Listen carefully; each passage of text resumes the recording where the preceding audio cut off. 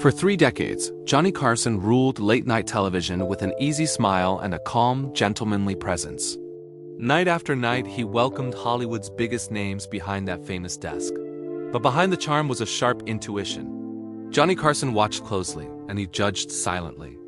More than 22,000 guests passed through The Tonight Show, yet a small group left him deeply unsettled. These were not simply bad interviews. They were moments when the darkest sides of fame slipped through the cracks and sat exposed under studio lights. One of the earliest stains came from British actor Oliver Reed. The Tonight Show had one unspoken rule: arrive sober. Johnny himself enjoyed his private indulgences, but on stage he demanded respect. Oliver Reed shattered that standard in 1975. He staggered onto the set drunk, slurring his words, arrogant and out of control. What began as an awkward interview quickly turned ugly when Reed launched into cruel, misogynistic insults toward fellow guest Shelley Winters. The studio froze. Johnny's smile vanished. Before he could intervene, Shelley stood up and threw a glass of water straight into Reed's face. The audience exploded in applause. Johnny let the humiliation linger. In that moment, Oliver Reed crossed a line that could never be uncrossed. For Johnny Carson, disrespect toward women was unforgivable, and Reed was never welcome again. Bob Crane disturbed Johnny in a quieter but far more chilling way. On screen, Crane was America's lovable hero from Hogan's Heroes. Off-screen, Johnny sensed something deeply wrong. Crane's smile felt hollow, his gaze unsettling. Backstage, he crossed boundaries, boasting about his sex life and showing explicit material as if it were casual conversation. Johnny felt disgust, not curiosity. Years later, when Bob Crane was brutally murdered and his secret life of compulsive recording was exposed, the world was shocked. Johnny was not. He had seen the emptiness long before the truth came crashing into public view.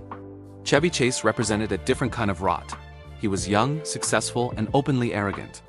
Johnny initially saw promise in him, but quickly recognized cruelty masked as confidence. Chevy treated staff with contempt, mocked people openly, and acted as if appearing on the show was beneath him. On air, he interrupted Johnny, belittled others, and leaned into mean-spirited humor.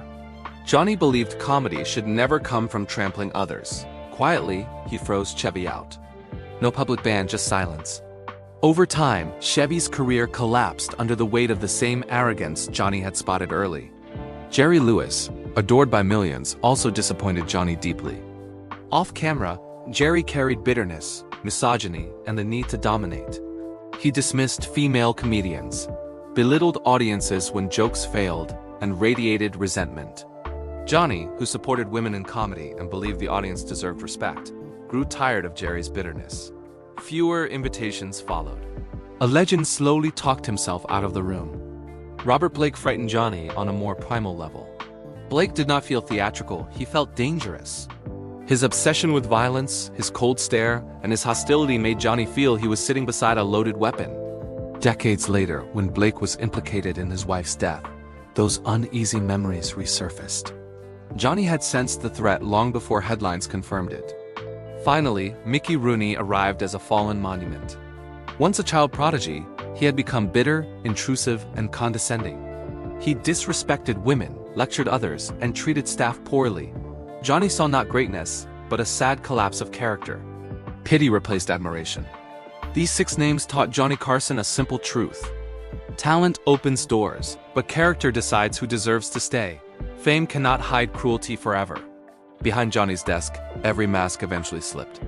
If you want more untold stories from Hollywood's hidden past, subscribe to Hollywood Bulletin, hit the bell icon, and join us as we keep opening the secret files of old Hollywood.